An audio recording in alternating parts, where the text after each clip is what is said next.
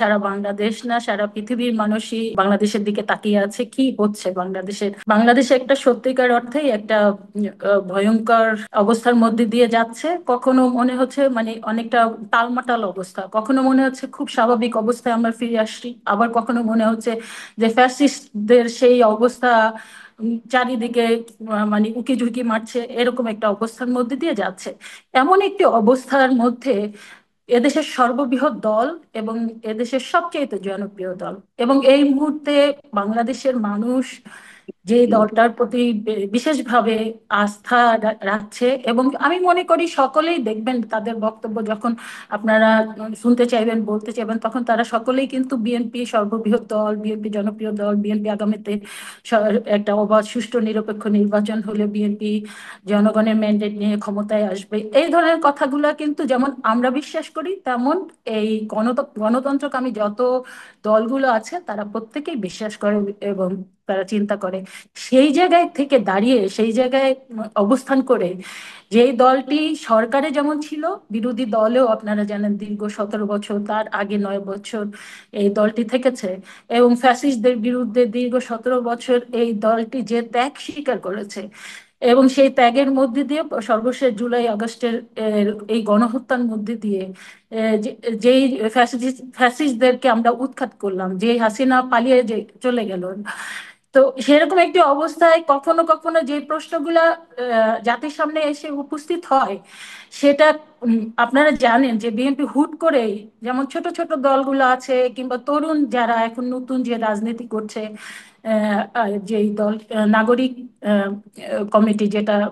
নাগরিক পার্টি যেটা এসছে, সেই ছাত্রদের যে রাজনীতি, তারা যেভাবে হুটহাট করে একটা স্ট্যাটাস দিতে পারে, একটা বক্তব্য রাখতে পারে, জাতীয়তাবাদী দল, এদেশের বৃহৎ দল এবং দীর্ঘ অভিজ্ঞতা সম্পন্ন একটি দল, সেই দল কিন্তু সেইভাবে বক্তব্য রাখতে পারে না, সেইভাবে কথাও বলতে পারে না। সেই কারণে বিএনপির আমাদের সিনিয়র যুগ্ম মহাসচিব যে বক্তব্য রেখেছেন, সেটা যেমন একটা দিক, এবং আরেকটা বিষয় আমি এখানে উল্লেখ করতে চাই, বিএনপি একটি লিবারেল ডেমোক্রেটিক পার্টি, মধ্যবর্তী একটি দল, যে দলে আপনারা জানেন এখানে ডান যেমন আছে, বাম আছে, এখানে মুসলমান আছে, হিন্দু আছে, বৌদ্ধ আছে, খ্রিস্টান আছে, এখানে সব ধরনের মানুষের যেটা শহীদ রাষ্ট্রপতি জিয়াউর রহমান বলেছিলেন যে এখানে এটা একটা ঝুড়ি, এখানে সব ধরনের ফুলের মানে আয়োজন থাকবে। তো বিএনপি সেই ধরনের একটি দল, বা ইনার ডেমোক্রেসি বিএনপিতে আছে। বিএনপিতে আপনি জানেন যে প্রথমে বিএনপির ভেতরেই যে কোনো বিষয়কে নিয়ে পক্ষে বিপক্ষে যুক্তি তর্ক নানা রকমের হয়, পরবর্তীতে সেটা জাতির সামনে উপস্থাপন করা হয়। তা একদিকে যেমন সিনিয়র যুগ্ম মহাসচিব যে বক্তব্য রেখেছেন, এটা এটা যেমন আমলে নিচ্ছে বিএনপির, আবার অন্যদিকে দেখেন আমাদের সব মানে সংগ্রামী মহাসচিব, তিনি কিন্তু কোনো কমেন্টস করতে চাচ্ছেন না। বিএনপি তো মাসই। বহুদলীয় গণতন্ত্রে বিশ্বাসী, বিএনপি কিন্তু কোনো রাজনীতি মানে ব্যান করা হোক সেটাতে কিন্তু বিএনপি বিশ্বাসী না। তবে এটাও সত্যি যে ফ্যাসিস্টরা পুনরায় আবার বাংলাদেশে ফিরে আসবে, এই ফ্যাসিস্ট রাজনীতি আবার বাংলাদেশে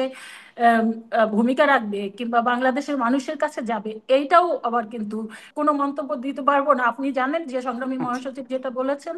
এবং আমাদের অ্যাক্টিং চেয়ারম্যান জনাব তারেক রহমান, তিনি তো সবার সাথে আলোচনা করে এটা স্থায়ী কমিটিতে আলোচনা হবে। বিএনপি ধরেন, বিএনপির এটাও কিন্তু এসছে যে ফ্যাসিস্ট আগামীতে বাংলাদেশের রাজনীতি করুক, সেটাও কিন্তু বিএনপি চান না। তো আমার মনে হয় যে এই বিষয়গুলো নিয়ে বিএনপি স্থায়ী কমিটিতে আলোচনা হবে, পরবর্তীতে নিশ্চয়ই আমাদের নীতি নির্ধারণ পর্যায় থেকে একটা স্পষ্ট বক্তব্য আসবে।